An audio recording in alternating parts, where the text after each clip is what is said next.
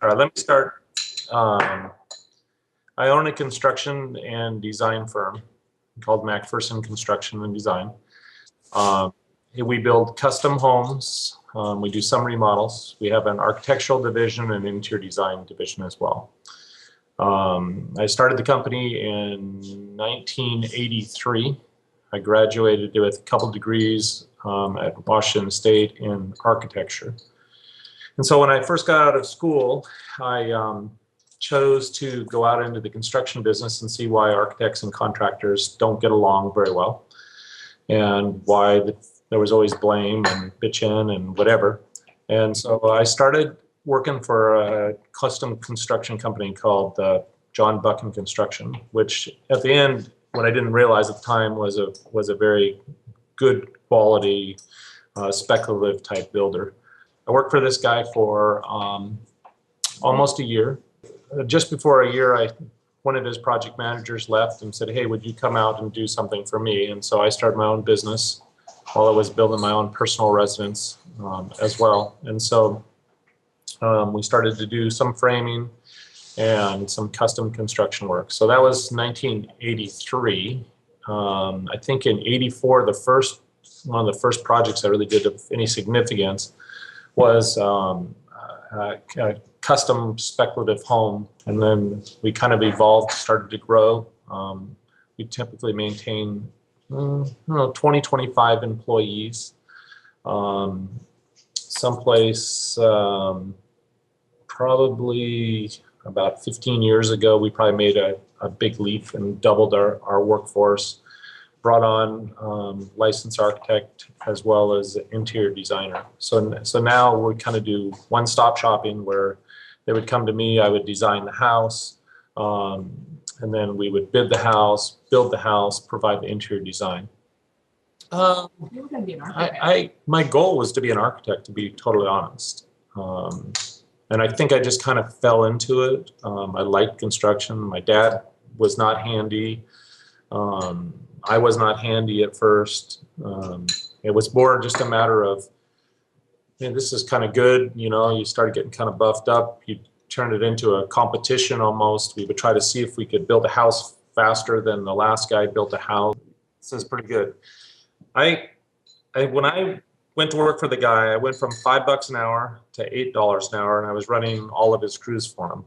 So when I started my business, I gave myself $1 raise to $9 an hour, and I took that $1 an hour and I put it into a bank account.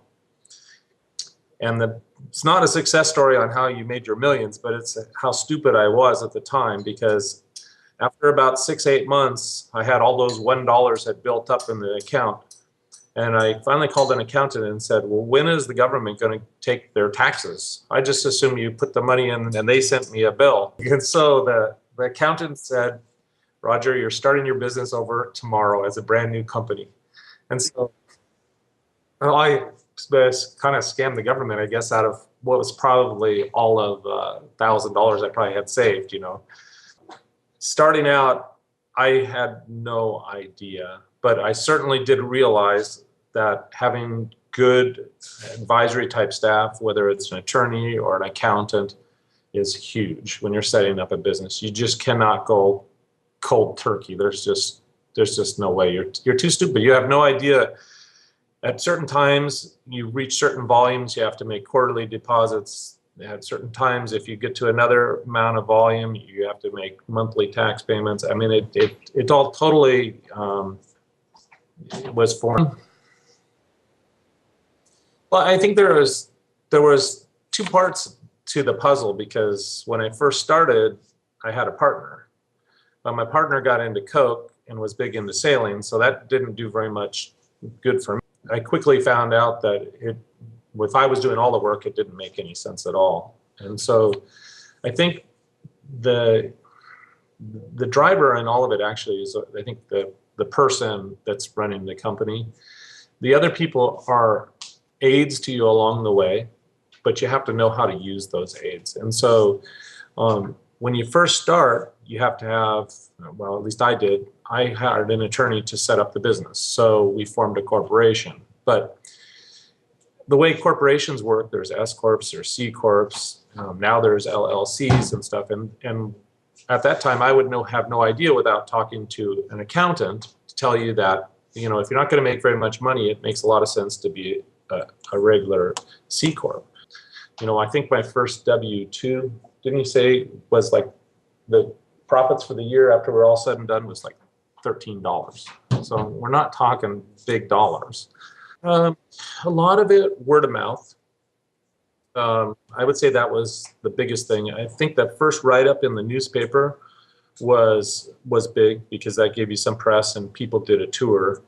Once we started doing Street of Dreams homes, and we did that 5 times, people would come through. I would sit at the house. People would come through and say, oh, gee, I want to do a remodel. I'd go out and advise them. Eventually, you'd get some house projects out of that, which was very valuable. Well, I would say don't hesitate on working hard.